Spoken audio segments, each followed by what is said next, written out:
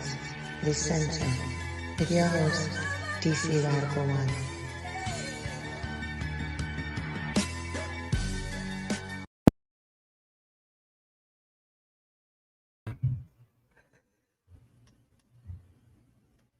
Greetings,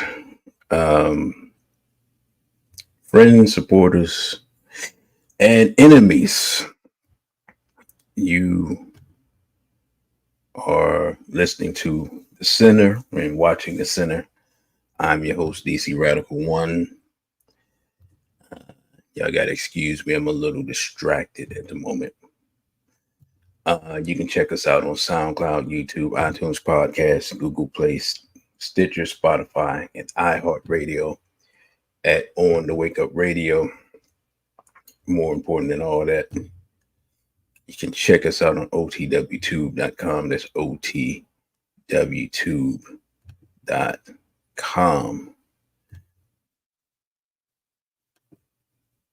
I'll try to get my computer to cooperate. Let me see who's in the chat. All right. And I'm missing music. So,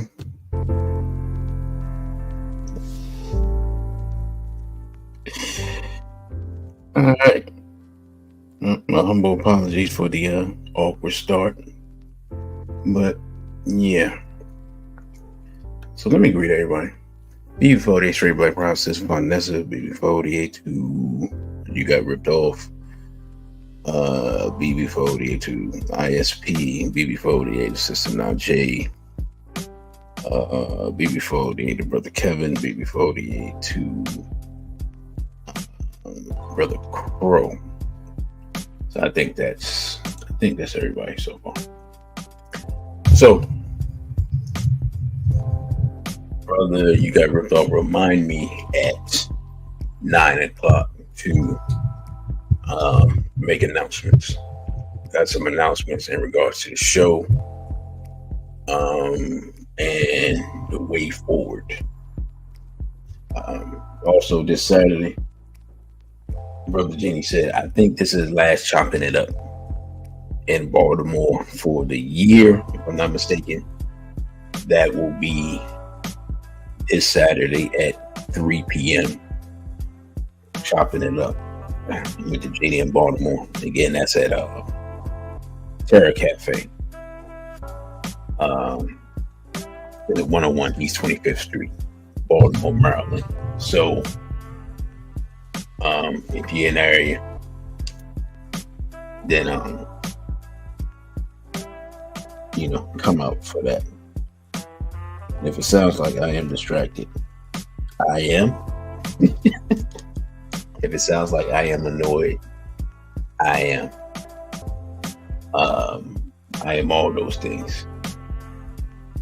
So let's get into it. So I said that I would do a part 2 of the election stuff, and this is that. And there's a few things that have happened. People like,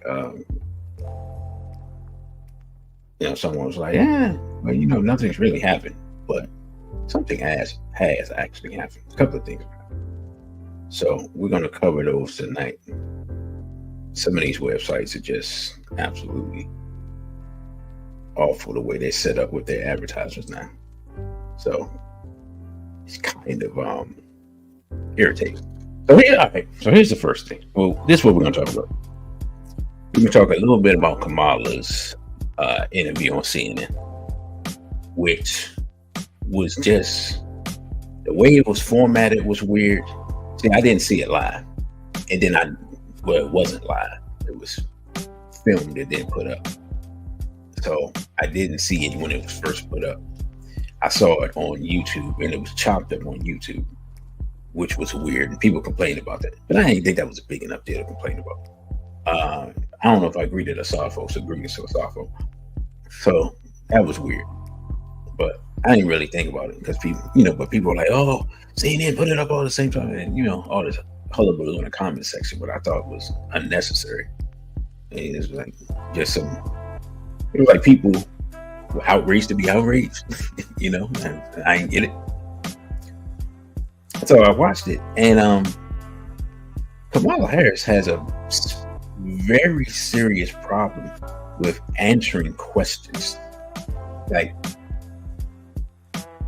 It's some part of her character that can't just answer a question straight. Like she talks all, and so for example, CNN Dana Bash interviewed her, and Dana Bash is apparently a supporter of Kamala Harris. Whatever. These people supposed to be unbiased journalists. So much for that. I think that ended a long time ago. And so she asked her. Well, she didn't ask her if she's. It's the way she did it. She didn't ask her if she's black. She said, "Oh, I didn't even look that up." All right, well, y'all will see it. Yeah, go to see it, then y'all see it. Well, she said that Trump has been attacking you, saying you claim to be black for political purposes, right? And she didn't answer the question. Like she just didn't answer the question. Right? And it was only because it was only 30 seconds and I was looking for it. I was going to chop it up and cut it out, but because she didn't answer the question, to me, that says everything you need to say. Because if you black, you say you black. Like no one looks at me and asks if I'm black. Number one, right? Like I'm definitively black. Like you can see me coming like, oh, here comes a black guy. I don't like him. Right? Number one. Number two, there's no benefit to me being black in most of the places outside of when I walk into straight black pride. But of course, everybody knows me there because I helped start the DC chapter. You know what I'm saying? So I'm saying, but other than that, walking a job interview, not so much. You know what I'm saying? Walk in for a business deal or something, and a lot of times people just look at you and be like, "What the? Oh, when this thing a black guy?" You know what I'm saying? Depending, you know what I'm saying? Depending on if your parents give you the non-black name, oh yeah, man, you can walk in places and surprise a lot of people. I'm just saying. I have cousins with names that don't that are atypical of what people think of as quote unquote black names. So yeah, so that is a thing. But yeah, so she just didn't answer the question, which was weird to me, because to me it just shows that there is some type of deception going on, like you're hiding something. But she be before to Sister Simone, but then other people were like, yeah, she doesn't have to answer that and blah blah blah. And I was like, what's the harm in answering a question? Because the way the question was being asked wasn't even, it was put to her in a way for her to be able to claim that she was black and to be able to demean Trump for asking. That's how the question was put up. But she didn't. She actually swerved around it in a way that made her look guilty. Like, you know what I'm saying? Like it would be like someone asking a man who everyone assumes is straight, and then saying, "Hey man, this weird rumors coming about you and some guy, but we already know you're not gay, right?" And instead of the person being like, "Yeah, right," they're like, "Well, these rumors are crazy." Oh, hold up. Wait,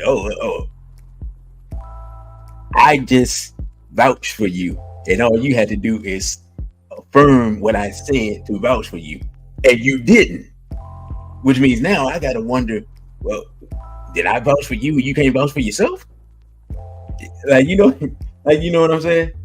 So that was a weird thing. I saw that And they asked her some other stuff. And it's just something about her that's weird all the way around. Like, I don't think you can get to this level, at least I didn't think, without you can't get a law degree without having some intellectual capacity. But I don't know if she's just like, because some people are camera shy, but it's just something with her that if you strip away all of this stuff that they take to prepare people, and you challenge her and actually made her talk, oh my God, man, please, people would be shocked. They would be just as shocked as people were when Biden was up there, and Trump said, I don't know what he said, and I don't think he knows what he said. It was over right there. You know what I'm saying? And if they have this debate, which I think will be coming up next week or something, or 2 weeks or whatever, if Trump can rope her into talking, not reading off a script or not going by what she's been, but get her into an off-scripted moment, I think people will be appalled. And one thing I see, she's not quick with it. Like, Trump is not an intellectual, but he's quick with it. She's not that. So maybe she must just be book smart. I don't know, but you don't get to this level without having some intellectual capacity. But her ability to express herself succinctly and get to the point is seriously lacking. I didn't know. I heard people say stuff, but you know how you hear people say stuff, you don't really pay attention because it's like, yeah, okay, y'all don't like it, all right, cool, yeah, whatever. But now I kind of see, now that I'm paying attention to her, I kind of see what people are saying. So that was last week. This was like 2 days ago. So we're gonna get into this first article, and what we're gonna talk, as we talk about it, we're gonna get into the Electoral College and things like that, because people know that the Electoral College exists, but people forget that it exists and how it works every 4 years. And so realistically, you gotta actually let people know that this thing exists and how it works, because a lot of people, as much as people tell you to vote all the time, nobody actually tells you how the political process works. And the reason why is because if they told you how the political process works, you wouldn't vote. just being completely honest, right?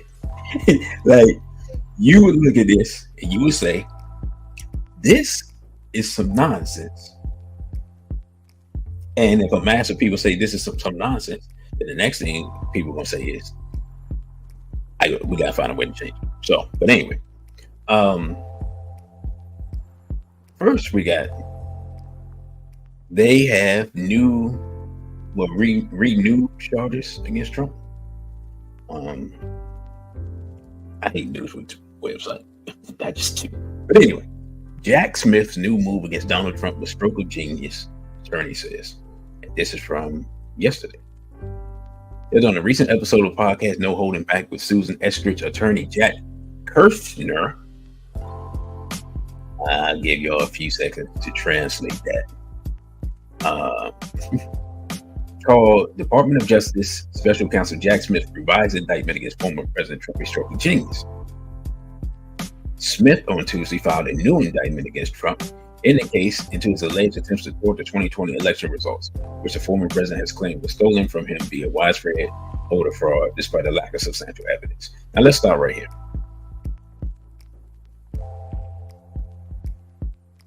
The reality of the current American electoral process is simply that it's always ripe for corruption, based upon the simple fact that you don't have a way to actually make sure each vote is counted. In fact, being completely honest, you don't actually have a way to be sure that both people are starting at zero, right? Like I remember I did a lecture on presidential politics. Again, that was 2015. Yeah, that's 2015. And I showed that they can actually set. Now, this was a different set of BU48 to Real Black Gentlemen. This was a different set of voting machines, but the principle still exists. That they could set the machines in essence to -0, like rolling back the odometer, so that in essence you can have an election where, just as an example, 100 people vote and the vote is 50-50, but one of the people started at -25. So when it's counted up, 100 people voted, the vote was 50-50, but when it tallies out as 50-25. There's no paper ballots. There's no way to check voting machines. And the people in charge of the voting machines is a company that I'll let y'all figure out what country that company is in. I should have put that up there, but I wasn't thinking about it. But, I'll let y'all figure out, you use whatever emoji you got or whatever case may be. So that's just the reality of where we are, right? And even the commission to make sure that votes that the electoral process is fair, no one knows who that is or who's in charge of that.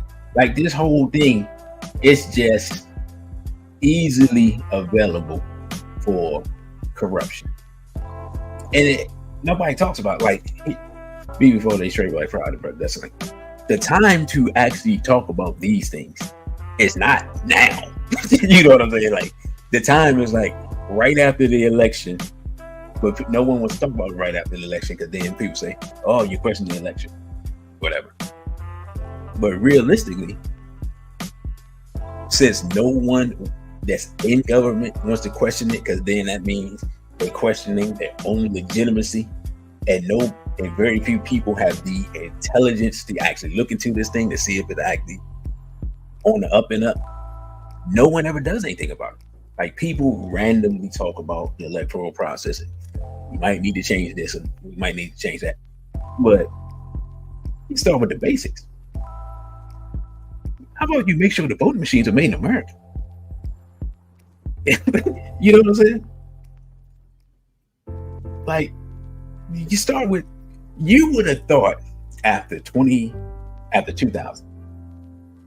and all the chaos that was going on there, you would have thought that getting elections right would have been the number one thing on everybody's mind. You're okay, that, you would think, oh wow, that was crazy, we gotta do something about that. But you know why? And I know I have not even got to the article or anything else. This might end up just being a stream of consciousness show. I don't know. But you know why? No one talked about elections after one of the most controversial elections since, I guess, the Hayes-Tilden thing in 1876? Anybody remember why we don't talk about the 2000 election anymore? I'll give y'all a few seconds. Y'all tell me. We'll see how good people's memories are. Because if you're under a certain age, you barely remember this stuff. Because now it's weird. That election was almost 24 years ago, which is crazy. It seems like a different time. Before the brother. It seems, man, the late 90s seemed like 100 years ago. I just feel old as I don't know what. Like that just seems like a different era, a different America, a different country, different everything. So nobody. All right, this is what I'm doing. I'm gonna get back in the article and then I'm gonna come back to that. Back to the 2000 election. Yeah, but what was it that happened after that, sister, that made everybody forget that took place? That the whole people forget the whole 2000 election took place and how and all that stuff. What happened after that made everybody forget, that took it off the nation's priority list? And let me get back to this article. Let's see. The revised indictment comes after the Supreme Court ruled in July that presidents have immunity from prosecution for official acts, but not for acts of private citizen or candidate. Trump, the GOP's 2024 presidential nominee, has argued his actions were official acts, so he should not be prosecuted. However, prosecutors allege he was acting as a private citizen for many of his alleged attempts at overturning the election results. In the latest indictment, Smith emphasized that Trump was acting as a candidate, not as a president, when trying to overturn the 2020 election. The indictment still includes the same full criminal counts on which Trump was initially charged. On Esther's podcast, which was posted on YouTube, Kirshner,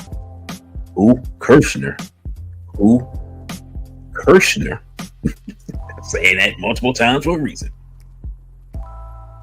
a former assistant U.S. attorney and frequent Trump critic,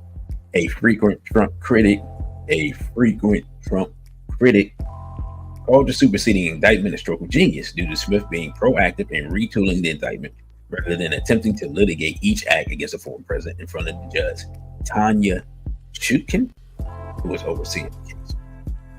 He went proactive and he said, what I'm going to do is I'm going to retool and pull out the original indictment, everything that I believe might enjoy presidential immunity in the wake of the Supreme Court's ruling, Kirshner said. And they powered it down from a 45-page four-count indictment to a 36-page four-count indictment. I was so heartened to see that he believed he had enough admissible evidence that did not enjoy presidential immunity and all four felony charges remain. And I was so thrilled to see that now he'll take this pared down indictment and he will litigate the question of whether he was right. He added that if Judge Chutkan agrees with him, those four counts will remain. Then, of course, the case will meander its way back up to the Supreme Court. So here's the thing about that. It's interesting. Before the straight black saw, and yes, sister, you're correct. Now, here's the thing about this. I find interesting. No one ever asked this. What is Jack Smith's motivation? It's obvious that this case will, as they say, meander through the court till after the election. But it does take time and it does take money from Trump. It does take his attention from campaigning. So what is his motivation beyond it? Like, I don't know. And I guess maybe we get in the article, they'll talk about what these charges, like what the sentencing guidelines if he's convicted.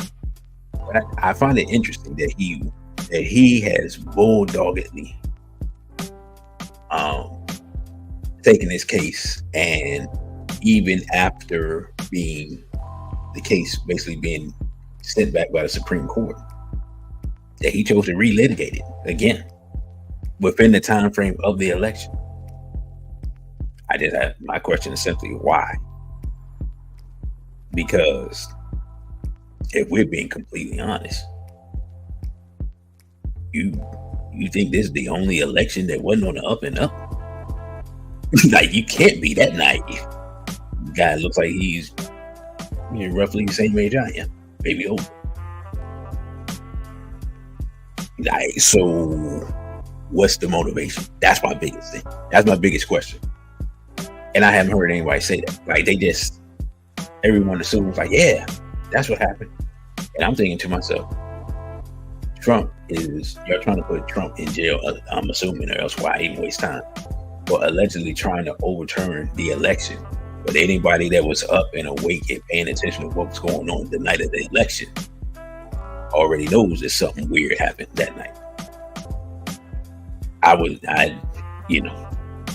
in DC. I was up, I was awake. I was around a lot of people from different, some people in the government, some people in law enforcement and stuff like that. And a lot of Republicans went home drunk celebrating at 2:30. And by 6 a.m., the whole thing had flipped. You know what I'm saying? And most people didn't see it because they wasn't awake. I'm just saying it was a very weird coincidence, and nobody remembers, because when I talk to people, nobody was awake. So they don't remember. They like, well, I don't know. They said that Biden won. I'm like, yeah, but what was going on when you went to sleep? Trump was winning. Exactly. Well, how did Trump lose? I don't know. I wasn't awake. They said Biden won. That's electoral politics in 21st century America. You know what I'm saying? So anyway, let's get back to Jack Smith, because I thought this was interesting. See, thank you, sister. Just so people don't think I'm making up stuff. You know what I'm saying? Like, hey, not only was I awake, I was around a lot of people, and people on both sides pretty much were like, all right, this over, man. I'm going home. I'm going to sleep. I'm going back to work, or whatever people were doing. Like, DC, the parts of DC is becoming more of a city that doesn't sleep. And depending on what people's job description is, like, you can bump into them and, like, whatever happens to be open. You know what I'm saying? So, like, I don't know if they have them now. They had what's that thing? Wawa. Yeah, they got Wawa, like Wawa's open all the 24 hours, and CVS's in some parts of DC, and some bars and stuff, they open like 3 or 4 o'clock, especially around election time, and other stuff. So yeah, so you bump into people and you can see people's reaction. And basically, Democratic people basically was ready to concede. They were drunk and going home and go to sleep, and Republican people thought they won, so they were drunk and going home and go to sleep. You know what I'm saying? And you're celebrating, hooping and hollering, and you're looking at them, you're like, all right, buddy, yeah, congratulations. Boy, I wonder what they thought when they woke up. That must have been something interesting. But anyway, let's see. It says in the joint court filing on Friday, the lawyers agreed on what types of motions and briefings are likely in pretrial proceedings, noted that they have differing views on how the court should schedule these matters and that the manner in which they will be conducted. Trump's lawyers argued any additional proceedings after the immunity case, which could include trial if the case is not dismissed, should take place in spring/fall of 2025. Obviously, Trump's lawyers suggested details of the defense's motion to dismiss the case based on presidential immunity should be provided by, December 13th, after which the special counsel will reply by January 3rd. They suggested non-evidentiary hearings regarding motions to dismiss and compel be heard on the week of January 27th, which is 1 week after the president is inaugurated. So there's a reason why they took that thing. Smith, by contrast, were keen to move on quickly with the case, asking the court for any other Trump motions in the case to run parallel with the schedule to discuss immunity. Prosecutors rejected the bid to get the case dismissed over presidential immunity, stating the government proposes that it file an opening briefing in which it will explain why the immunity set forth in the Trump Supreme Court immunity ruling does not apply to the categories of allegations in the superseding indictment.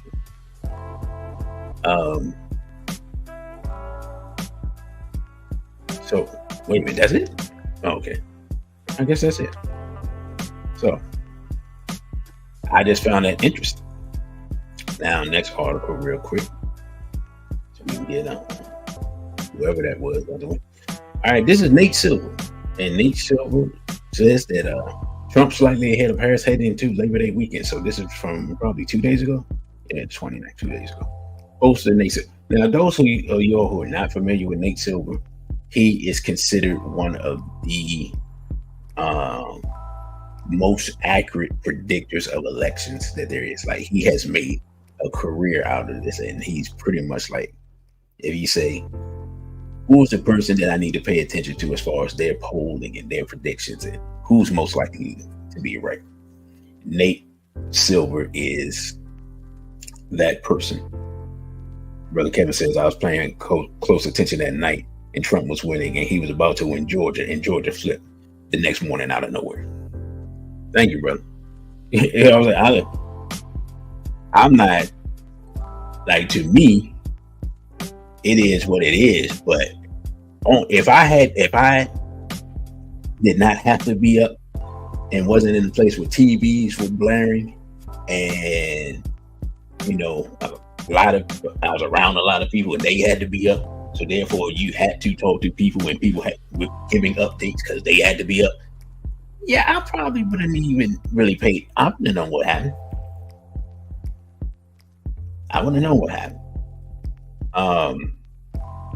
What you mean, brother? You said he's part of the inside team. Who's part of the inside team? Jack Smith. He's the what's his official position? Go. He is he from the Department of Justice? I don't know, I have to look that up because they're not saying. I just know that he was in charge of the case against Trump, and I didn't even think about it. Yeah, here we go. Yeah, Justice Department Special Counsel. So yeah, he's working for the government. Now he doesn't look like them folks. Or you asking about Nate Silver? Nah, I just think he's connected.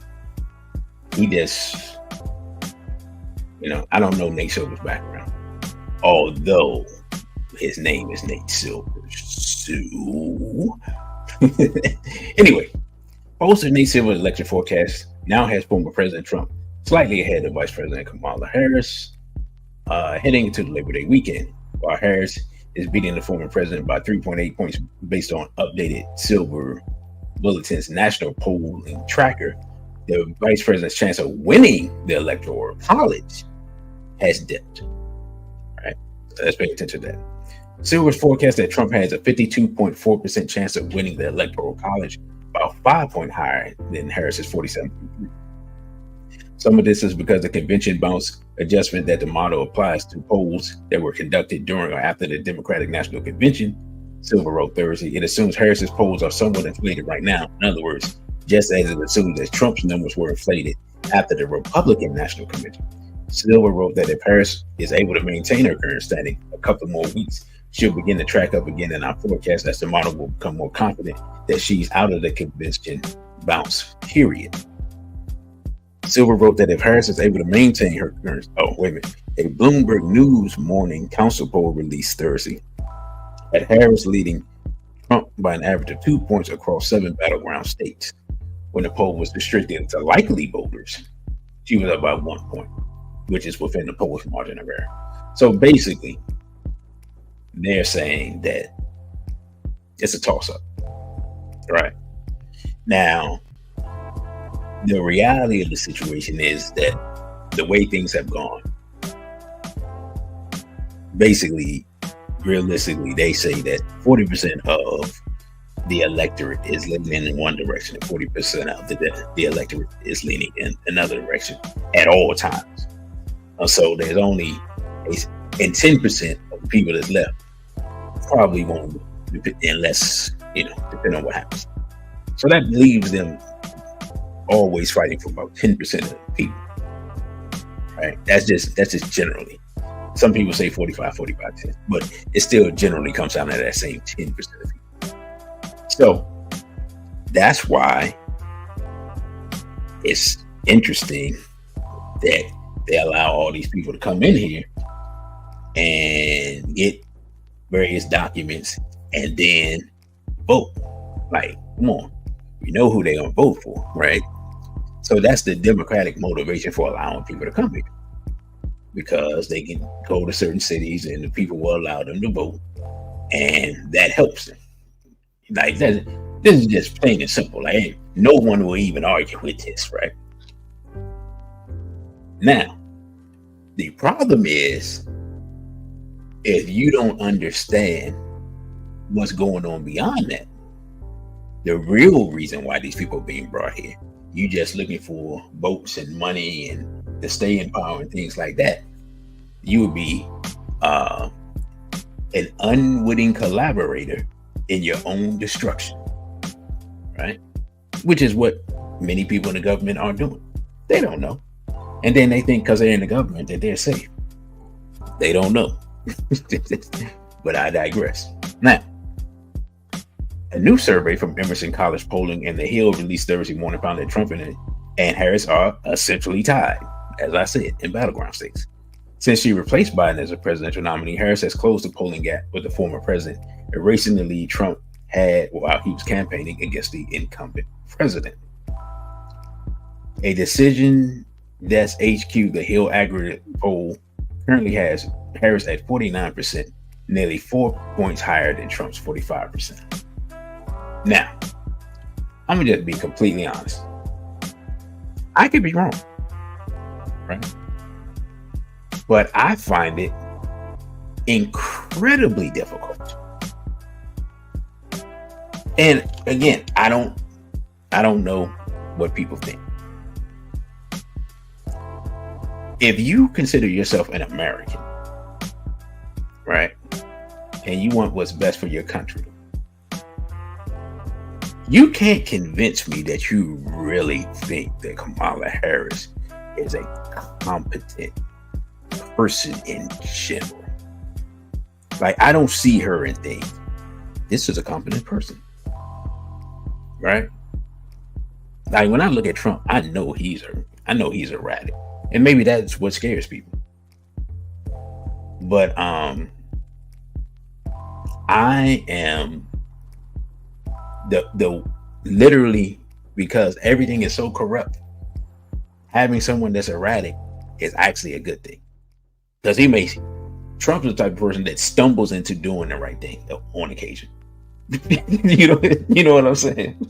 Like, I know that sounds crazy, but other people are just totally corrupt. He's corrupt, but he'll stumble into doing the right thing just because he's like, oh, that's crazy. Nah, I ain't gonna do that. And other people just will go along with stuff. Like, think about it. Here's a perfect example, right? Trump loves Israel.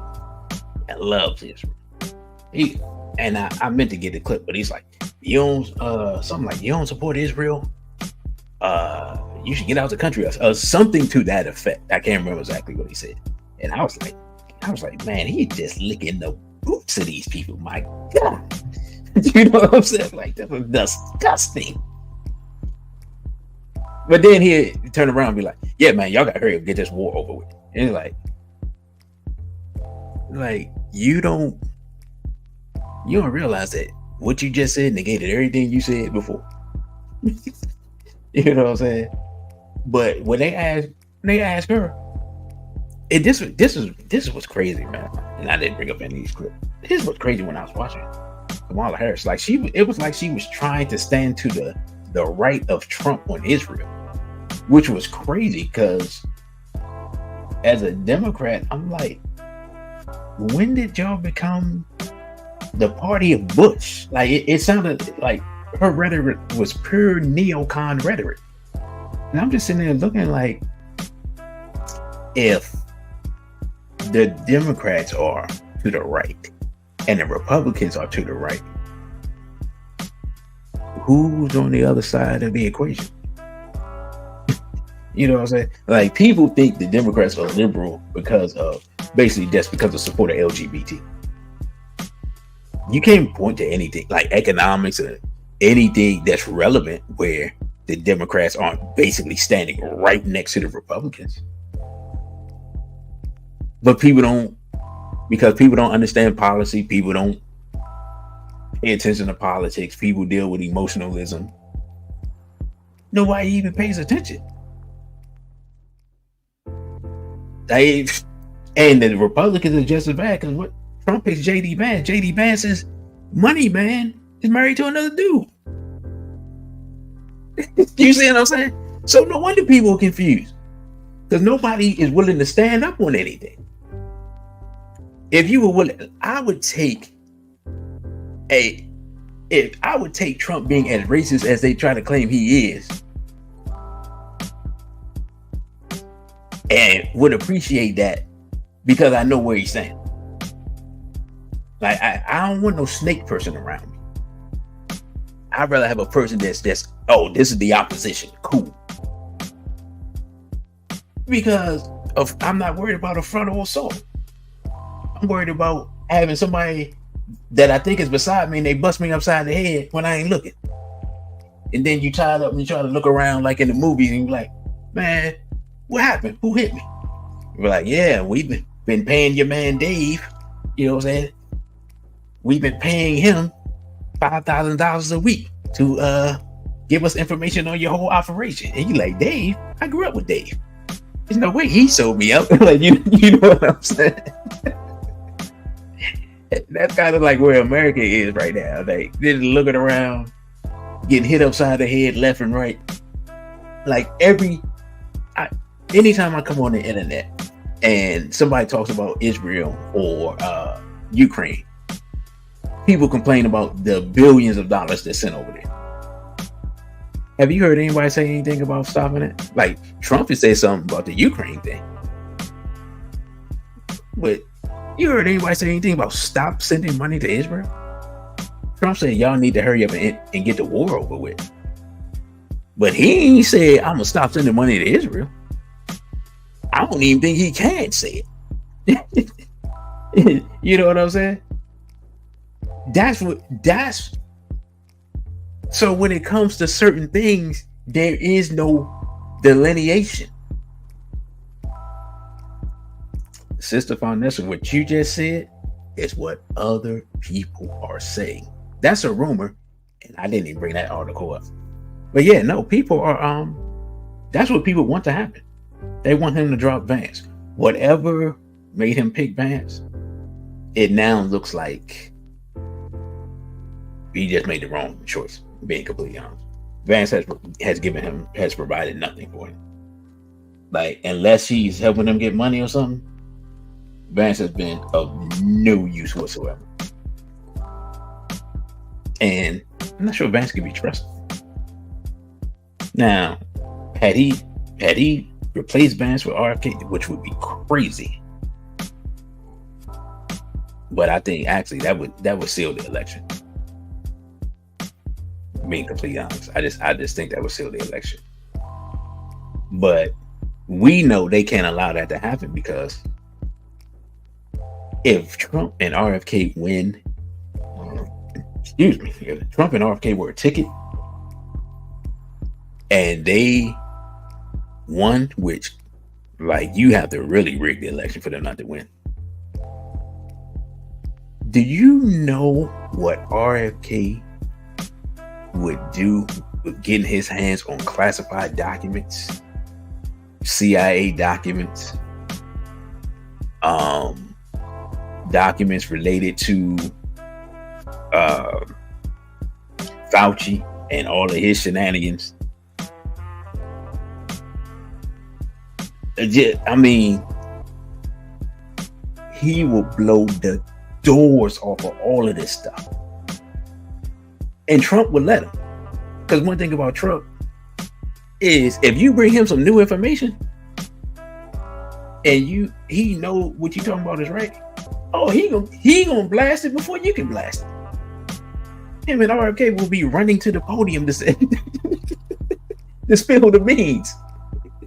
You know what I'm saying? Like Secret Service will probably have to tase them or something and take them back and be like, hey man, no, you can't say that. You can't say that stuff.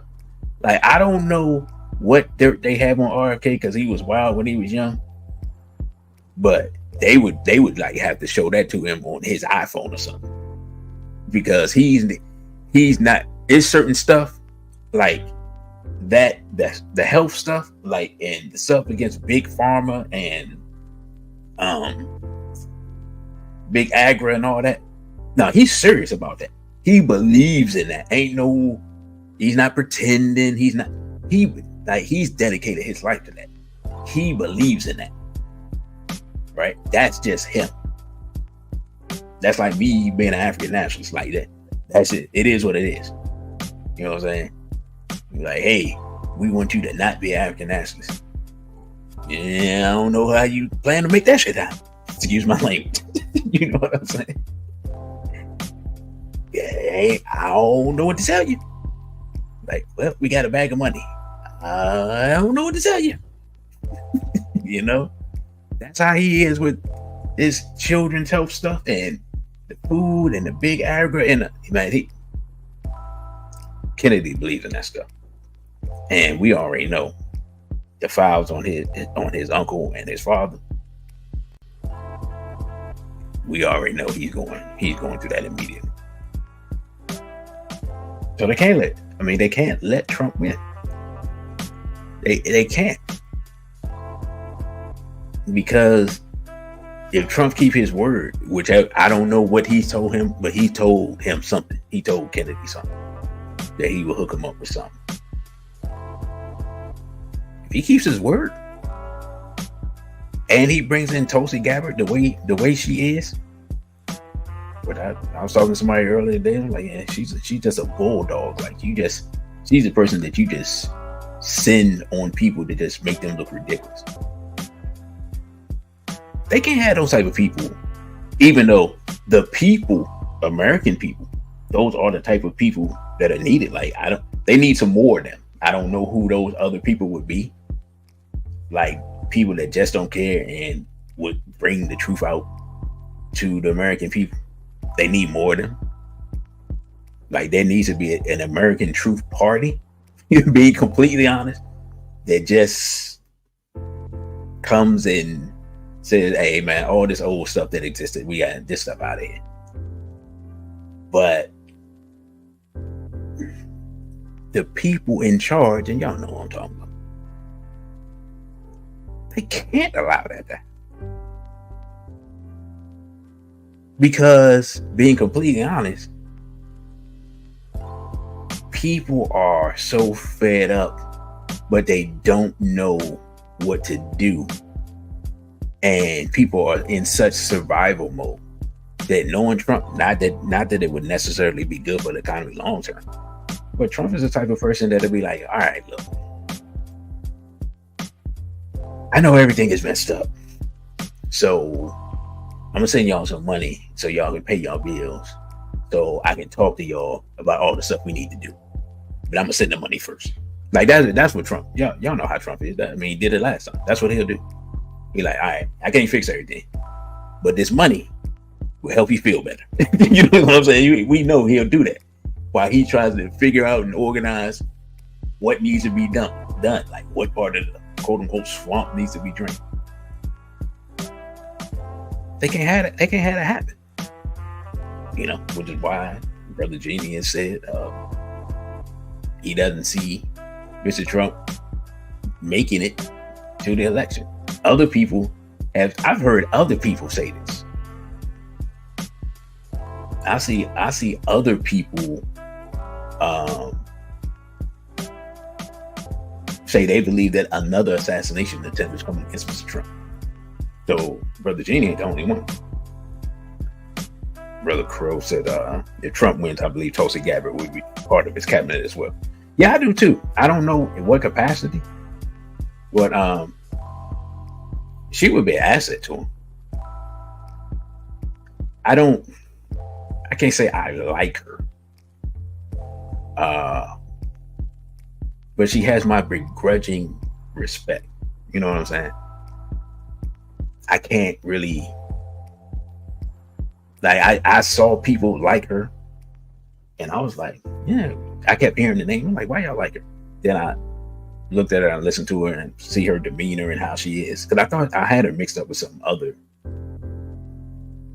woman, some other politician, female politician. And I was like, okay, I get it. I see what y'all like. Cause Tulsi Gabbert seems very serious. And I'm not gonna lie, those are people I tend to respect. Like we can totally disagree, but if you're serious and you're knowledgeable and you have a reason for your beliefs, I respect it. Even like I said, even if we totally in total opposition, right?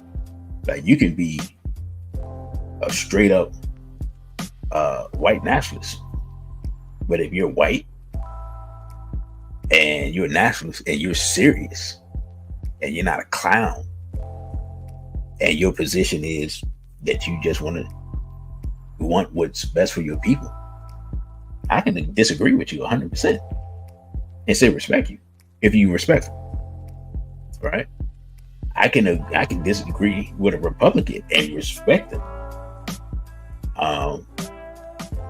I can disagree with a Democrat and respect them, but a lot of people, a lot of Democrats aren't serious. Like the stuff they say is just like, just look at them like, are you serious? You know what I'm saying? Like, are you serious? Because a lot of the positions they take aren't beneficial for the country. I mean, like the whole immigration thing. Like, how does that benefit the people that are here? And you ask that simple question, and people just look at you like you speaking a foreign language because they don't have an answer. Right? So I can't take you seriously. Like, okay, you want what's best for America, but you want basically just an influx and invasion of people who don't even seem to want to be American to come here to do what? And when you ask people, black people that are voting, they'll tell you they're voting Democrat. Okay, cool. But you bring up the immigration thing, and they brain starts short circuiting. I don't know if y'all have had any of those conversations. I've had a few, and people just they don't know what to say. Now they're gonna still vote for Kamala, which okay. But don't come to my whole thing is this. My whole thing, being honest, don't come running to me when the disaster's at your door. I already told you what was gonna happen. I ain't telling you what to do. I'm giving you the information to make an educated choice. Because my whole thing is this: if you're gonna vote for Kamala, here's the double whammy about it. If you're gonna vote for Kamala, you have to make sure your arsenal and your armament is up now. But at the same time, if you vote for Kamala, she's gonna make sure that it's harder for you to get the stuff that you need to survive the onslaught of people that she's gonna allow into the country. Ain't that something? But anyway, let me get back to this. I'm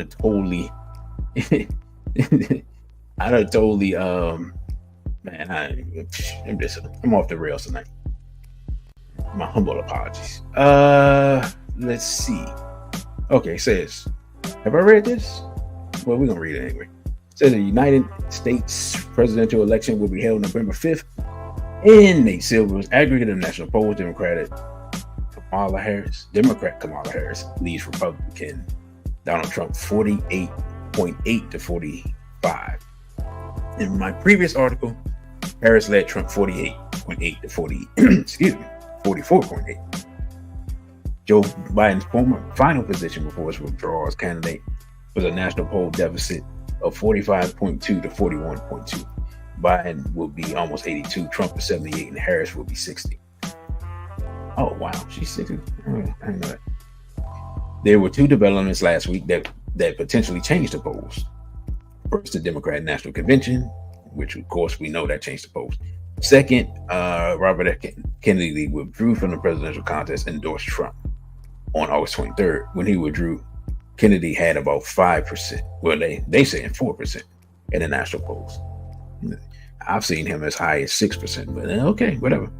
The next event that could potentially change the race is September 10th debate between Trump and Harris.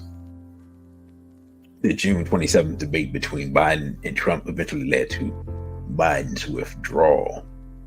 It says Pennsylvania, a problem for Harris. The U.S. president isn't elected by national popular vote, but by Electoral College, in which each state receives electoral votes equal to its federal housing seats, which is population-based, and the senators, which are always 2. Almost all states award their electoral votes as winner-take-all, It takes 270 electoral votes to win out of the total of 538. In Silver's model, Harris's chance of winning the Electoral College has fallen from 53.2 last Sunday to 47.3, with Trump now the favorite to win 52.4 probability.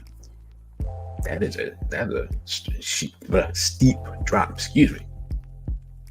Harris's win probability peaked at 57%. This is the first time Trump has been favored to win since August 3rd. The Electoral College is biased towards Trump relative to the national popular vote. In Silver's model, Harris needs to win the popular vote by at least 2 points to be the Electoral College favorite. A key reason for Harris's drop is Pennsylvania, which has 19 Electoral College votes, the most of any of the swing states. If either Harris or Trump wins Pennsylvania, that candidate has a 92% chance to win the Electoral College. Y'all stick a pin in that. Don't be surprised if something weird happens in Pennsylvania based upon him saying that. Because that's interesting. I didn't see that. So let's see. Yeah, that's interesting. It says Silver wrote that recent polls in Pennsylvania have been weak for Harris, although his model does not include a morning consult poll that gave Harris a 4-point lead in Pennsylvania. I previously wrote that from the point of view of maximizing her chance to win the Electoral College, Harris should have selected Governor Josh Shapiro, we talked about before many times, as a running mate instead of Tim Walz. Democrats could regret that choice. Another factor that is hurting Harris is the model's conventional bounce adjustment. Convention bounces usually peak a week after the convention, then fade in the following weeks. Previously wrote that Harris needed to be leading by 4 or 5 points nationally conducted after the convention to maintain her win probability. Harris's national lead at 3.8 points is just below the lower bound where she would maintain her win probability. If the national lead is unchanged in the next 2 weeks, her win probability will increase again, but the model expects Harris' lead to drop in the next 2 weeks. It's possible that Kennedy's withdrawal and endorsement of Trump has changed some of his voters to Trump voters. In most polls before Kennedy's withdrawal, Harris benefited from his inclusion compared with a Harris-Trump head-to-head version. The initial surge for Harris was probably driven by relief at Biden's withdrawal. Biden now has a net approval rating of minus 12.9, an improvement from the minus 17 when he withdrew. But his unpopularity is still likely to hurt Harris, who was campaigning on a continuation of Biden's policies. Let's stop right there. That's interesting. He voted Judge Rocket. And so they're saying that Biden is unpopular, that he's dragging down Harris, but Harris is still continuing Biden's policies. So here comes the question. If Biden is so unpopular, why are people voting for Harris if she's going to do the same thing? It's just a question. Brother Kevin says there's another politician that left the Democratic Party and became a Republican, I believe in Texas, because she was against a bill supporting men changing their gender status. I mean, women have a choice to make. The choice is between, is abortion more important than you having to fight a dude that's coming to the women's locker room because he wearing a dress? I'm not a woman, right? I'm not a young one, so I can't speak on that.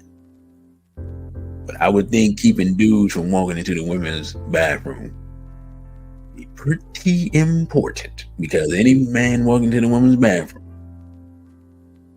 is a threat. Okay, we ain't coming in there for no.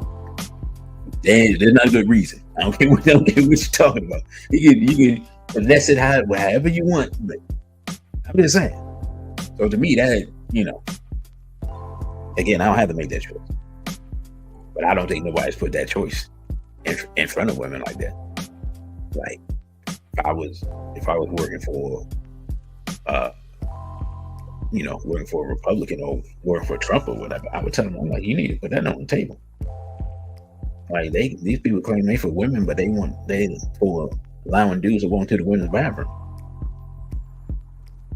You know what I'm saying? Like, I don't think women really look at it that way. Abortion rights important to women, of course. But the question is, if you're black or you're white, why is that more important than? Why is it important for you, but it's not important for the people coming across the border? Nobody trying to give them no abortion right. They come in with babies in hand. I made a post about that on Instagram. Or I reposted a post about that on Instagram. Sister made an interesting point about that. It says, Jay says, and they give life sentences for violation and molestation. Yeah. So everybody has a choice to make, right? Everybody has to decide where their interests lie. So that was that. Now, let me pause right here, real quick. So let me tell y'all now. So, due to the fact that yesterday, StreamYard sent me an email and said, oh yeah, by the way, we're going up like 40% on the cost of everything. Cost of their service. I am, and I don't actually see the people who agreed to this a long time ago. We had an agreement a long time ago that y'all would take care of, not you, whether you got ripped off, because I know you. I'm not talking to you right now. I'm talking to you later. But other people made an agreement that y'all would pay for. Yeah. This is it. That y'all would help offset the cost of the channel. If I produce a certain amount of content. Now, I passed that threshold for that amount of content for months on end. So here's a reality situation. If they've gone up basically what we need to raise here tonight in order to keep the content flowing uninterrupted, it's about $50-$60 because they sprung this on me. So y'all can donate via Cashapp. It's running across the bottom, $ DC Radical. And we go from there. So I put it in the hands of the people. The people, if y'all value the information and you want me to continue doing what I'm doing, that's cool.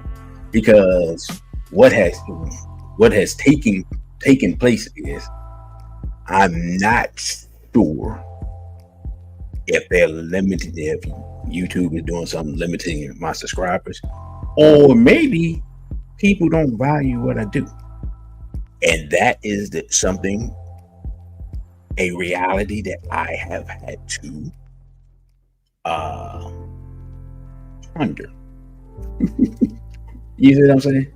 Now, of course, the core people who are here, who are always here and always support and always show up and always tell other people and always donate and all that, you all value this. But right now, we seem to be having a difficulty getting people beyond that core to value this. That's where we are. So the streaming people have made it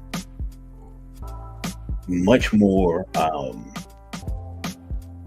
expensive to continue doing this. Not only that, but the time investment is becoming to the point of like,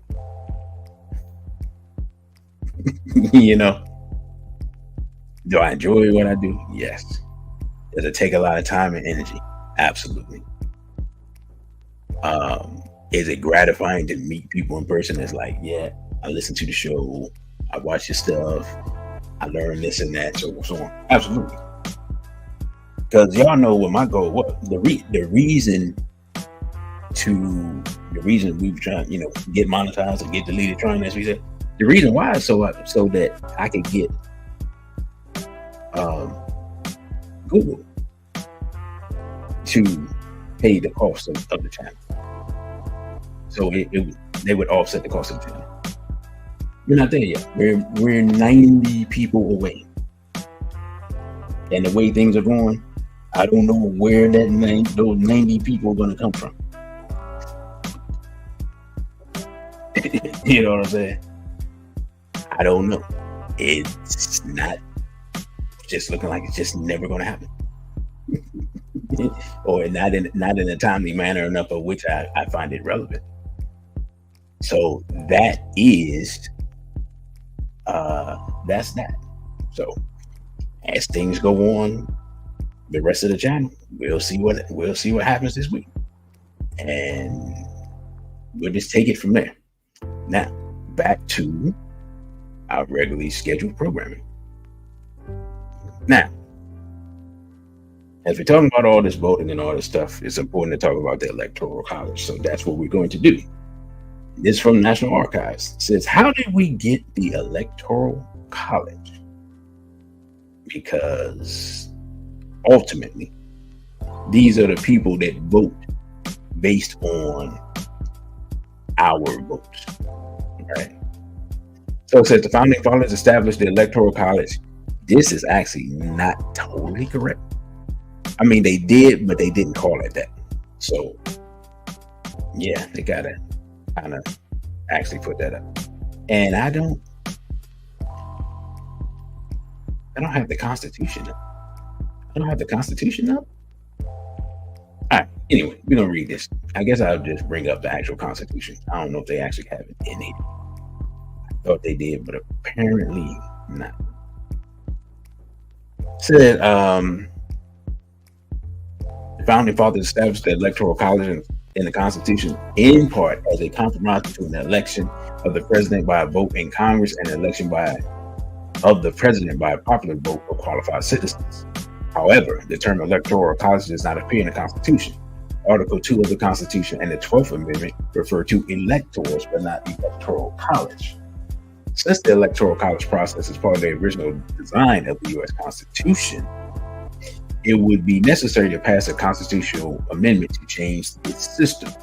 The ratification of the 12th Amendment, the expansion of voting rights, and the state's use of the popular vote to determine who will be appointed as electors have each substantially changed the process. Many differing proposals to alter the presidential election process have been offered over the years, such as direct nationwide election by eligible voters, but none of these has passed by Congress and sent to the states for ratification as a constitutional amendment. Under the most common method of amending the Constitution, an amendment must be proposed by 2/3 majority in both houses of Congress and ratified by 3/4 of the states. 75% of the states. So 75% of the states would be, what would 75% of the states be? What, 30, what would that be? 37? 39? Somebody help me out. Like, yeah, nearly 40 would be 80. So yeah, like 37, 38 states. I can't see 38 states in America agreeing on anything at this point. Anyway, reference sources indicate that over the past 200 years, more than 700 proposals have been introduced in Congress to reform or eliminate the Electoral College. There have been more proposals for constitutional amendments on changing the Electoral College than any other subject. The American Bar Association has criticized the Electoral College as archaic and ambiguous, and its polling showed 69% of lawyers favored abolishing in 1987. First of all, let's start right there. Anything that a bunch of lawyers agree to, we might want to stop and look at. I'm just saying. I'm just saying, like, if a vast majority of lawyers agree on anything, we probably should stop and pay attention. But you got ripped off says, I'm convinced that voters are just ignoramuses because TV shows make fun of the entire process while low-key schooling viewers. Yet the importance of the skits go ignored for entertainment purposes. I don't even watch. I don't watch enough stuff to even know what they're putting on TV as far as that. I don't even, because if it's some comedy related, I don't watch it because I don't ever see. I'm gonna be completely honest. Maybe I'm just old and jaded. Most stuff that I see was online or whatever. People just aren't funny. Like most of the stuff is just corny, it's stupid, it's juvenile, and it's just like comedy has fallen down in the same way that hip hop is just falling off a cliff.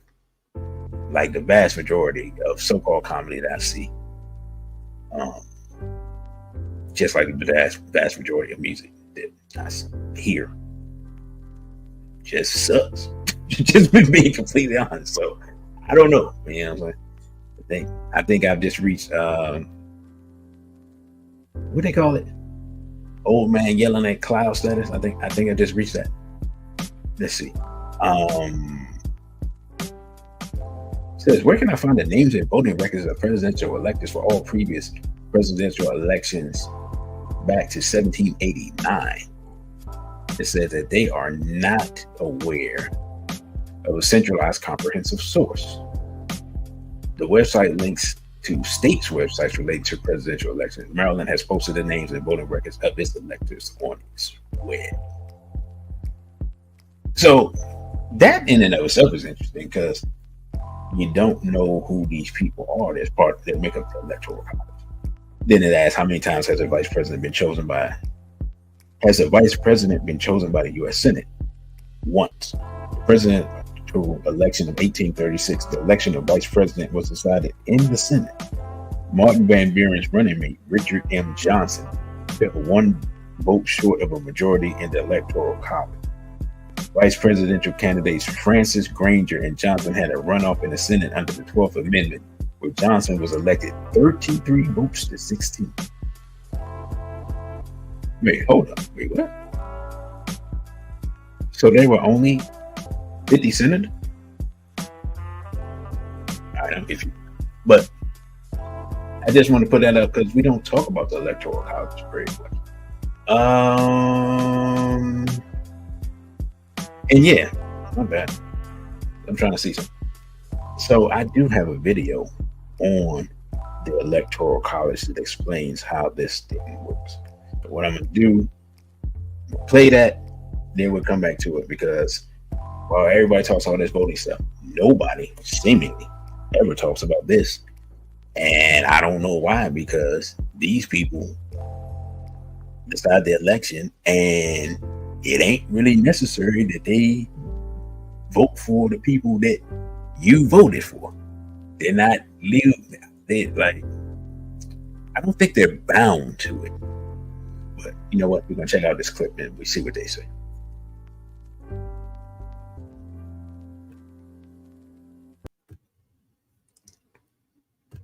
Most people have heard of the Electoral College during presidential election years. But what exactly is the Electoral College? Simply said, it is a group of people appointed by each state who formally elect the president and vice president of the United States. To understand how this process began and how it continues today, we can look at the Constitution of the United States. Article 2, Section 1, Clause 2 of the Constitution. It specifies how many electors each state is entitled to have. Since 1964, there have been 538 electors in each presidential election. How do they decide on the number 538? Well, the number of electors is equal to the total voting membership of the United States Congress, 435 representatives plus 100 senators and 3 electors from the District of Columbia. Essentially, the Democratic candidate and Republican candidate are each trying to add up the electors in every state so that they surpass 270 electoral votes. or just over half of 538 votes, and win the presidency. So how do states even get electoral votes? Each state receives a particular number of electors based on population size. The census is conducted every 10 years, so every time the census happens, states might gain or lose a few electoral votes. Let's say you're a voter in California, a state with 55 electoral votes. If your candidate wins in California, they get all 55 of the state's electoral votes. If your candidate loses, they get none. This is why many presidential candidates want to win states like Texas, Florida, and New York.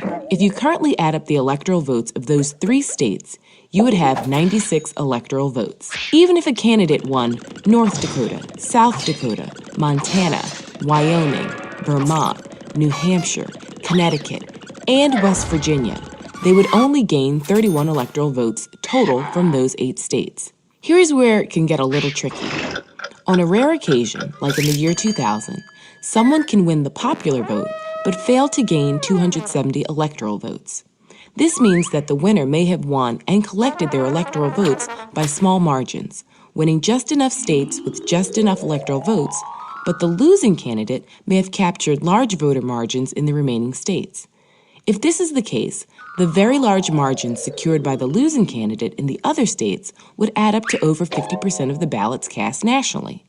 Therefore, the losing candidate may have gained more than 50% of the ballots cast by voters, but failed to gain 270 of the electoral votes.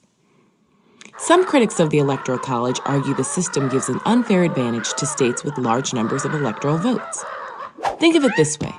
It is possible for a candidate to not get a single person's vote, not one vote, in 39 states or the District of Columbia, yet be elected president by winning the popular vote in just 11 of these 12 states: California, New York, Texas, Florida, Pennsylvania, Illinois, Ohio, Michigan, New Jersey, North Carolina, Georgia, or Virginia. This is why both parties pay attention to these states. However, others argue that the Electoral College protects small states such as Rhode Island, Vermont, and New Hampshire, and even geographically large states with small populations, like Alaska, Wyoming, and the Dakotas. That's because a candidate can't completely ignore small states, because in a close election, every electoral vote counts.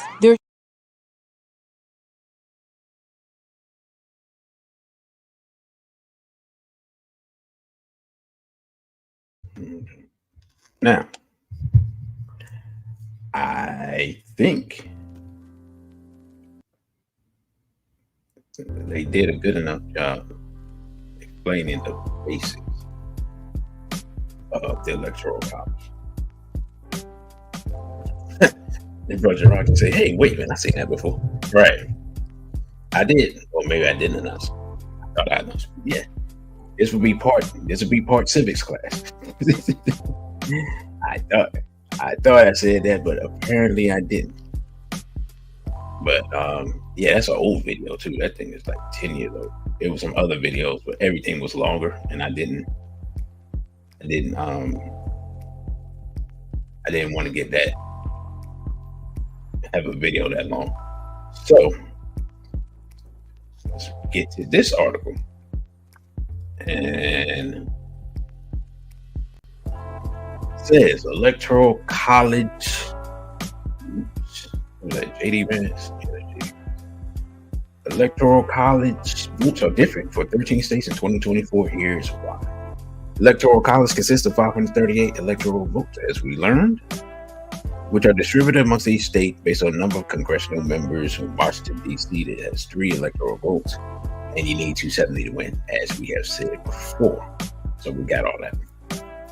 Now, the U.S. Census findings are used through the method of equal proportions to determine the number of congressional districts each state will have. 13 states have either gained or lost electoral votes for the upcoming presidential election of November 5th. Here's a question. Excuse me. Hopefully y'all didn't hear that, but my mic picks up everything, so probably did. But here's the question I have.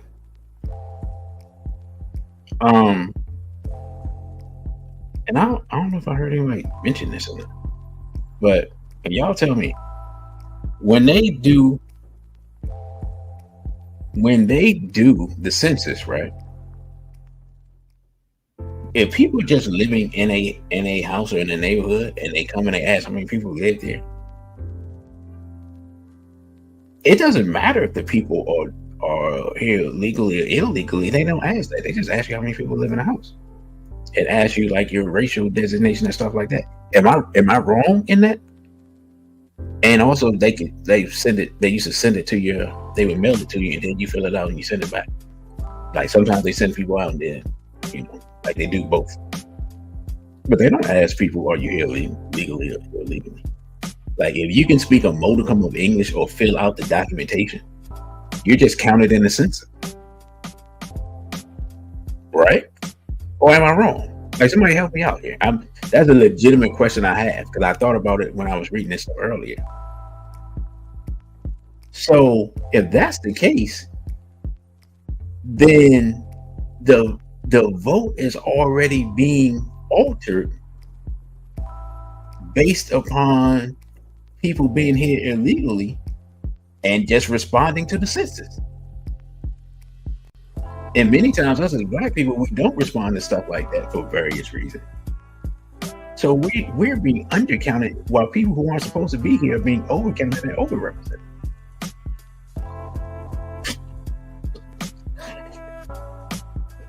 Let's get to the article.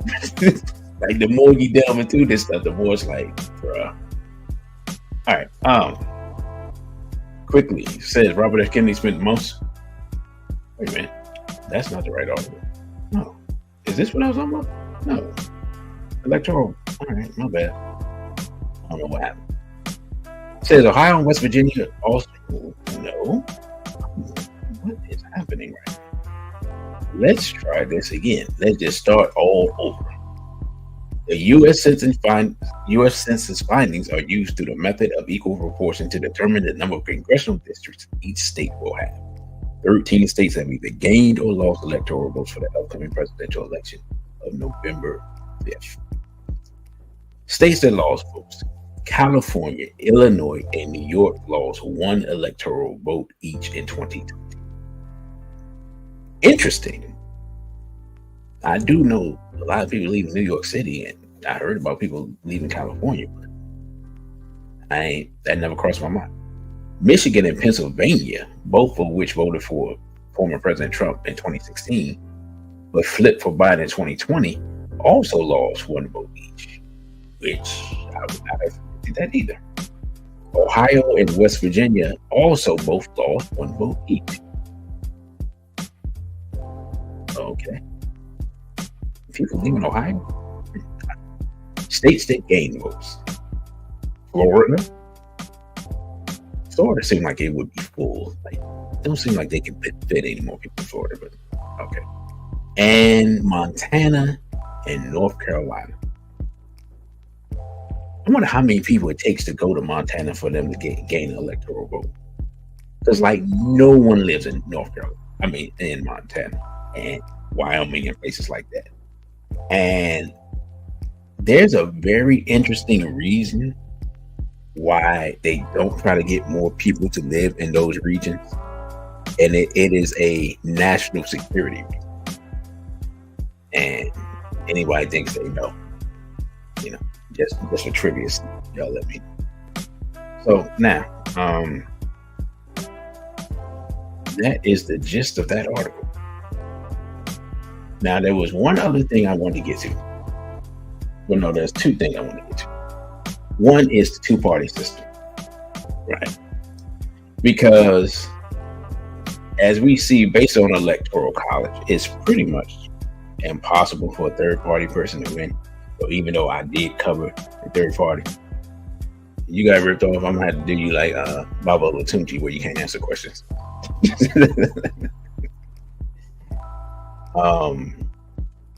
Even though, like I said, I did talk about the third party candidates previously. The reality of the situation is that the Electoral College makes it almost impossible for a third party candidate to win. And we're going to look at why. And this is from the History Channel, right? So it says, let's go back. Two major political parties had long dominated politics in the United States. And since the mid-1800s, those two parties have been Democrats and Republicans. Why do American voters generally face fewer choices at the ballot box? In fact, the nation became entrenched in a two-party system shortly after its founding. Here's how fundamental disagreements over the role of the federal government in the winner-take-all system drove American politics towards a two-party system. And I'm going to be completely honest.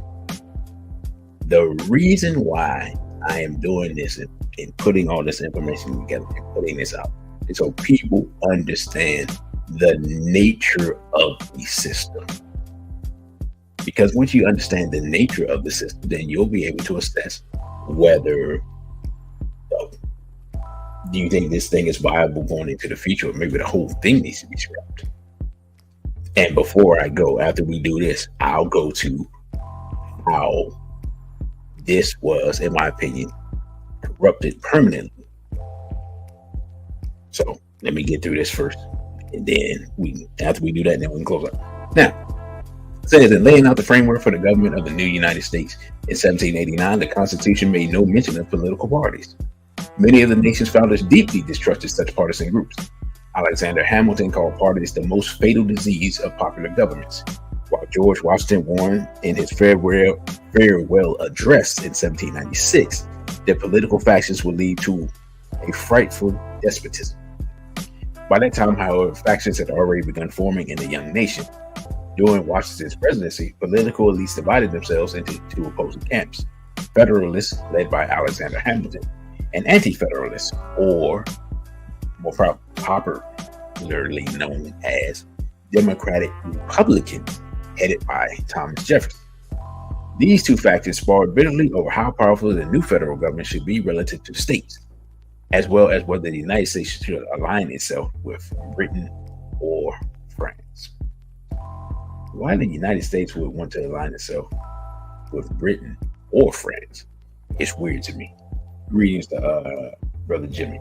But hey, again, I wasn't back there at that time. I'm not a white man and not a landowner, so my opinion would not be valued. I think the expectation and the hope was that you could design a government in such an ingenious way with separation of powers, etc., to produce policy for the common good. Sam Rosenfeld, associate professor of political science at Colgate, said that presupposes that there are policies that everybody would agree is the best, but in fact, people disagree. Right? Because, here's the fundamental problem. If your nation was going to stay small and contain the same type of people, you would get a large contingency who would agree on most things.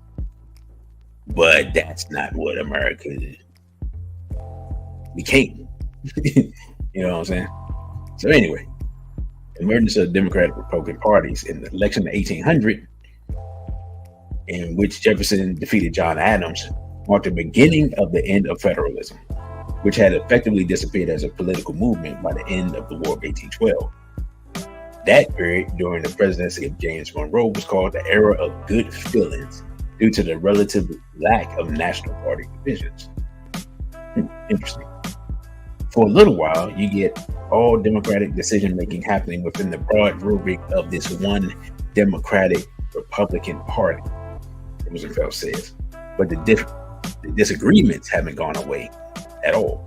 Indeed, the same types of disagreements about the role of the federal government and the strength of the federal government versus states re-emerged. The election of 1824, in which John Quincy Adams won the presidency despite receiving fewer popular votes than Andrew Jackson, who was low down dirty anyway, was a pivotal moment. Jackson supporters, led by Martin Van Buren, formed a new coalition based on Jeffersonian ideals that became the Democratic Party. In 1828 and 1832, the party successfully rallied behind Jackson in elections that saw many of the aspects, including campaign rallies and nominating conventions, that characterized modern-day party politics. Meanwhile, those who opposed Jackson's policies came together to form the Whig Party, which hewed together the Federalist tradition in favor of a more powerful central government. The Whigs collapsed by the 1850s, and a new anti-slavery Republican Party emerged to clash with the Democrats. Though their alignments and positions have shifted significantly over the years, the two parties remain dominant in the United States ever since. See, one thing most Black people forget is that people like Martin Luther King and other people who were around in the 50s, a large percentage of Black people were still Republicans up into the late 50s. In fact, if not for FDR, like the vast majority of Black people would have been Republicans just because of Lincoln. But when FDR came around, this New Deal, and when the war came and Black people were able to get better jobs and work in factories and building airplanes and stuff like that in places like the West Coast, and build a life, that moved people in the direction of being Democrats. And then, of course, if you see my Memorandum 46 lecture, you saw the brother that solidified that move of Black people from the Republican to the Democratic Party and helped Kennedy win and subsequently Johnson. So that is a little of that history. Now, getting to the part that I wanted to actually get to, the U.S. election system favors the two-party model. To understand why the two-party system is so firmly entrenched in the United States, it is important to understand how the nation's elections work. The U.S. system of representation is based on who wins the most votes in each district, not necessarily a majority of the votes cast. In addition, each district area, whether congressional district, state, or in the case of the presidency, the nation as a whole, is represented by a single member rather than the proportional representation of the number of votes received. So, for example, in a parliamentary system, which a lot of people have, the proportional votes, like, so if you had like 4 parties and one party won 50% and then another one won 25 and then the other one won 12 and 12, they would just simply take and have that percentage in Parliament, right? But here, not so much. You know what I'm saying? It doesn't work that way. So a totally different system. But, that's why I say it's winner take all.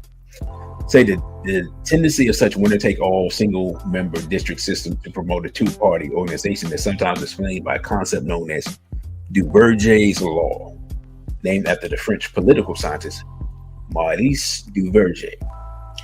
A lot of comparative political scientists will say it's not actually a hard and fast law, but it's a good rule of thumb. The single member districts and the plurality elections tend to produce stable two-party systems and make it very difficult for third parties to emerge. Right? The reason being, people are strategic in their voting. Faced with multiple candidates in a system in which all you need is the most votes to win, people worry if they vote for the favorite candidate that's going to serve as a spoiler, it might perversely lead to the election of the least favorite candidate. Let's stop that there. Why is that important? It's important because we've seen this situation play out just recently with RFK. If you saw RFK's speech, what did RFK say? He said that based upon their polling, he would win just enough votes and take away enough votes from Donald Trump to ensure a Kamala Harris victory. And that was totally not his intention. And thus, since that wasn't his intention, he was dropping out of the race in the swing states, but staying on the ballot in the other states. So this just goes to show that RFK had a very clear understanding of this dynamic, right? And weighed that in a balance and that's why he suspended his campaign in the manner in which he did it. So says as a result, people tend to vote for their most preferred electable candidate, which is then almost invariably in the United States either Republican or Democrat. The U.S. primary process, Roosevelt says, also channels conflict over policy within each party, ideally producing general election candidates that can appeal to the broadest possible coalition of voters. The same type of conflict usually generates new parties elsewhere, Roosevelt said, referring to multi-party systems for proportional representation like those in many European countries. Here, it gets channeled internally, but it doesn't get channeled internally. It just gets destroyed. Because a perfect example of this is the whole situation with Gaza. There is a percentage of people, especially in Michigan, where a lot of Muslims are, and some few other places, where people who are Democrats are just they are completely against what the U.S. is doing, funding Israel, right? And that's a conflict they have with the party elites. But it doesn't matter, because if they're just going to vote Democrat anyway, then the same thing's going to continue to happen. Now, the fundamental problem is there is no party or large group of people who are organized to stand against Israel. Because Israel, through AIPAC, as we know, we talked about previously, controls the entire Congress, right? So, again, as we talked about, the system is totally corrupted. Now, why is the system totally corrupted? Because we see that based upon the structure of the system, you are basically locked into a two-party system for national elections. Why is that a problem? Let's go here. Citizens United explains. The 2010 Supreme Court decision further tilted political influence towards wealthy donors and corporations. January 21st, 2020 will mark a decade since the Supreme Court's ruling of Citizens United versus Federal Elections Commission, a controversial decision that reversed centuries-old campaign finance restrictions and enabled corporations and other outside groups to spend unlimited funds on elections. While wealthy donors, corporations, and special interest groups have long had an outsized influence in elections, that sway has dramatically expanded since Citizens United decision, with negative repercussions for American democracy and the fight against political corruption. Citizens United, a conservative nonprofit group funded by the so-called Koch brothers, or as I like to call them, the Koch brothers. You can look them up. It says, challenged campaigns finance rules after the FEC stopped it from promoting and airing a film criticizing presidential candidate Hillary Clinton too close to the election presidential primaries. A 5-4 majority of Supreme Court sided with Citizens United, ruling that corporations and other groups can spend unlimited amount of money on elections. What was the rationale for the rule? In the court's opinion, Justice Anthony Kennedy wrote that limiting independent political spending from corporations and other groups violates the First Amendment right to free speech. Stop right there. The minute before the straight black pride to raw eyes of white time, the minute the Supreme Court ruled that money equal free speech, America's democracy was over right there. Now, you can make an argument that the democracy has been a sham from minute one, but my point is, if whatever was left of it up until that point was over right there. Because who has the money? Who runs the corporations? Who are the CEOs and on the boards? Who controls the media? Right? There's a lot of people with dual citizenship being spoken about in these groups that I'm speaking of. How many people remember the Citizens United case? Because I remember it clearly. And I was trying to figure out what the big hullabaloo was. And then once I saw it, I was like, yeah, I forgot to tell y'all, use y'all emojis. But yeah, thank you. Right. We just use emoji for those. So by doing that, you just guaranteed the complete corruption of your government. It was already underway because of 9/11, and as Brother Jennings pointed out, the creation of the Department of Homeland Security, and putting all those things that used to be under the president under someone other than the president. But this just drove the knife deeper. In fact, it may have cut the head off. Now, it says, what if this decisions the Supreme Court overturned election spending restrictions that date back more than 100 years? Previously, the court had upheld certain spending restrictions, arguing that the government had a role in preventing corruption. But in Citizens United, a bare minimum of justice held that independent political spending did not present a substantial threat of corruption. I don't know what they were smoking that day, provided it was not coordinated with the candidate's campaign. Man, that's one of the most naive takes made by people who are considered highly intelligent that I've ever heard. Like, if you really thought that, you really don't go outside that often. But anyway, the ruling has ushered in massive increases in political spending from outside groups, dramatically expanding the already outsized political influence by wealthy donors, corporations, and special interest groups. In the immediate aftermath of the Citizens United decision, analysts focused much of their attention on how the Supreme Court designated corporate spending on elections as free speech. But perhaps the most significant outcomes of Citizens United have been the creation of super PACs, which empower the wealthiest donors and the expansion of dark money through shadowy nonprofits that don't disclose their donors. A Brennan Center report by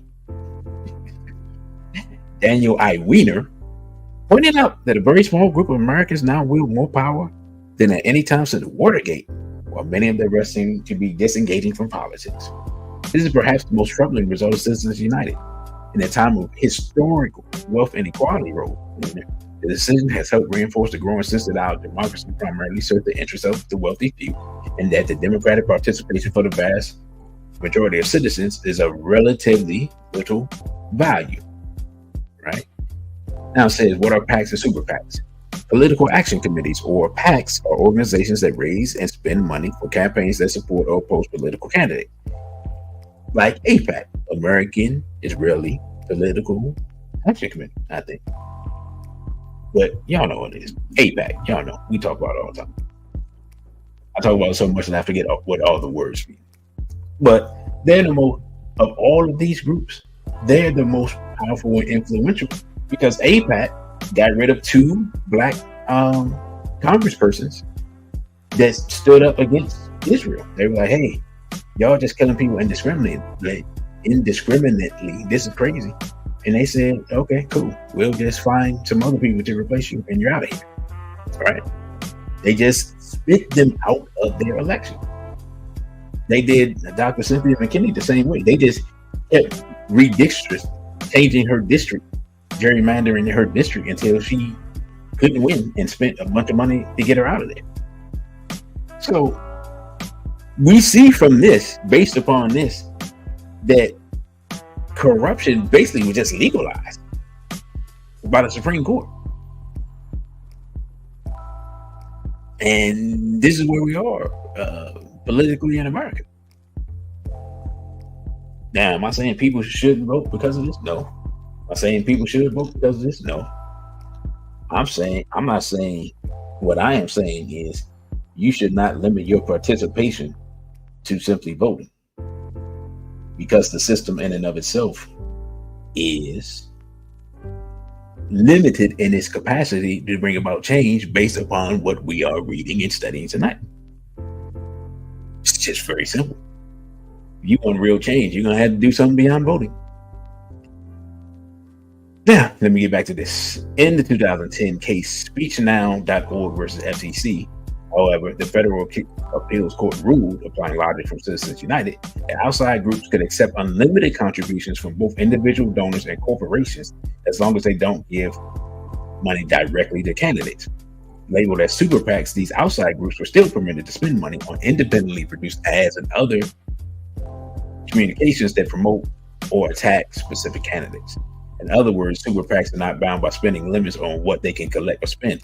Additionally, super PACs are required to disclose their donors, but those donors can include dark money groups, which makes the original source of the donations unclear.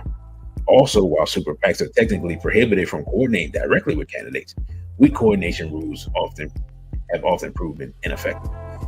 I mean, they don't have to, because they know who, like in a presidential election, you know who you're going against, right? Yeah, you know who you're going against. You say Brother Crow had a super chat? No, I read Brother Crow's super chat, didn't I? Brother Crow, did I not read your super chat? The one on Tulsi Gabbert. Am I mistaken? I'll read it again if I missed it. So if Trump wins, I believe Tulsi Gabbert could be part of his cabinet as well. Thank you, brother. Yeah, I read that. You got ripped off? Okay.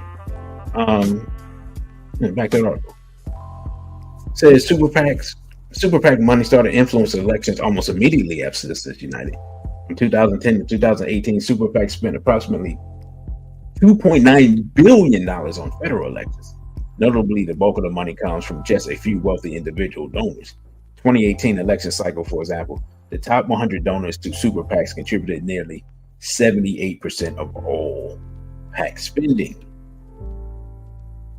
Now it says, what is dark money? Dark money is election-related spending where the source is secret. Citizens United contributed to a major jump in this type of spending, which often comes from nonprofits that are not required to disclose their donors.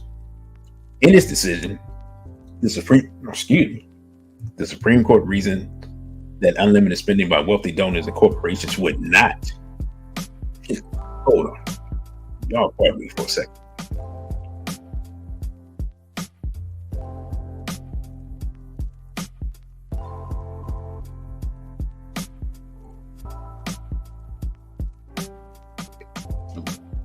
I'm losing my voice here. But that's crazy. How in the world do you think unlimited spending doesn't affect? Me and my computer having a fight right now. Wouldn't affect what's going on. Pardon me. Anyway, that's Citizens United. And y'all tell me, do y'all ever hear anybody talk about dark money and super PACs anymore? Or their effect on the election? Because maybe I'm just not looking at those things, or maybe it's just taken for granted. But when you think you're just going out here and voting and doing your civic duty, these are the things that you are fighting against and going against that you don't even know exist, right? So I was going to talk about JFK. I'll just talk about him real quick, what he's trying to do. Basically, what JFK is trying to do is after, let me see if this one is it. He's trying to get off the ballot in the excuse me, in the battleground states. And the same people that tried to keep him off the ballot, which was Democrats, they didn't want him on the ballot. So Democrats, others seek to toss Kennedy off November ballot in Georgia and New York, right? So that was August 19th. And now RFK wants off the ballot, but the battleground states are saying no. And the Democrats are fighting to keep him. What did I say?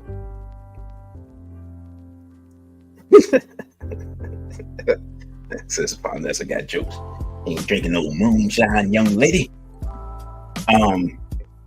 So quickly before I close out, because I didn't even realize we're coming up on 2 hours long. What RFK is, I said JFK, Freudian slip there. What he, as I talked about before, what he's trying to do is stay on the ballot in other states and get off the ballot in swing states. What the Democrats are trying to do is, after keeping him off the ballot in some states, or at least fighting to legally, I think they managed to keep him off in New York, really enough, but whatever. now they're fighting to keep him on because they know that if he comes off, then the percentage of people who will vote for Trump will then it is enough to possibly swing the election. So they want to keep him on. So that just goes to show the shenanigans stuff that takes place. Right, Brother Kevin, right. It helps Trump. It basically, RFK almost said it. According to their statistical analysis, if you take him off of the battleground states, it almost assures Trump of winning almost all of them, and it turned into a landslide. That's why he wants off the ballot there, because he realized, oh, I'm just enough of a difference maker that I guarantee that Kamala wins, or guarantee that Trump loses, however you want to put it. Brother, you got ripped off says a large sum of money given to politicians by shady supporters, yet they still ask for your money. Oprah gave $150 million to Kamala, or $5 million to Hawaii. Yeah, look, let me say something. I don't recommend anybody. Trump has a lot of money, even though they've been attacking his pockets lately. Kamala, like you said, she got the people that support the Democrats. I mean, they got 75% of the celebrities. Why would I be giving money to these people? You know what I'm saying? Like, I don't recommend anybody in these times with this economy and this man, please. Yeah, it'd be crazy. You gotta be crazy. Man, y'all talk about Oprah, man. Don't even get me started. Make my head hurt. I'm gonna get over here. So, brothers and sisters, I just wanted to put all of this on the table and discuss all of these things so that people have a base understanding of how the process works. Because people never talk about the Electoral College. People never talk about super PACs. People don't talk about dark money. People don't talk about why we have a two-party system. People don't talk about anything related to this. They just tell you to go out and vote. But how can you? All right, I'm gonna ask y'all, and that's how we're going to end the show. Do y'all think the average person knows the information that we have discussed tonight? If y'all think they have, put a one in the chat, and you think that the average person doesn't know the vast majority of stuff, y'all put a 2 in the chat. Right. And then 2, my second question is, without this information, can you make intelligent voting decisions, not just nationally, but even in your local elections? Y'all tell me that. And again, saying 1 and 2. Because I don't think so. And apparently a lot of y'all agree with me. I don't think most people know this stuff. And I think there's people just voting. A lot of black people, especially right now, they're voting based on emotionalism.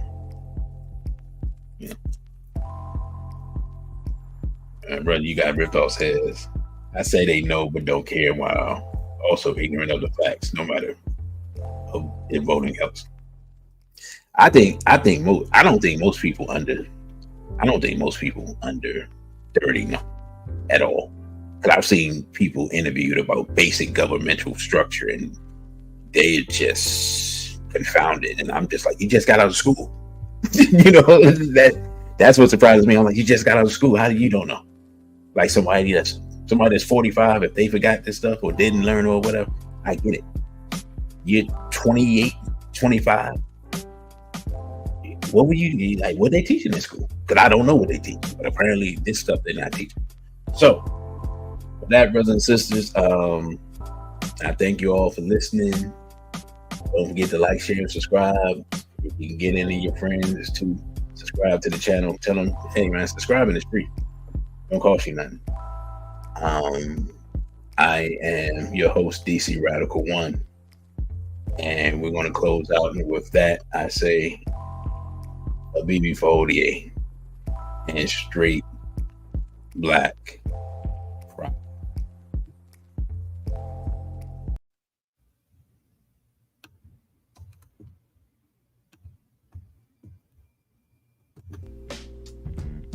Thank you for watching this video. Don't forget to like, share, and subscribe. Also follow us on our other social media platforms. On Instagram, we're at dc.radical1. On Twitter, we're at dc_radical_ONE. And the Cash App is $DCRadical1. Again, thank you for subscribing. A big for ODA and straight black pride.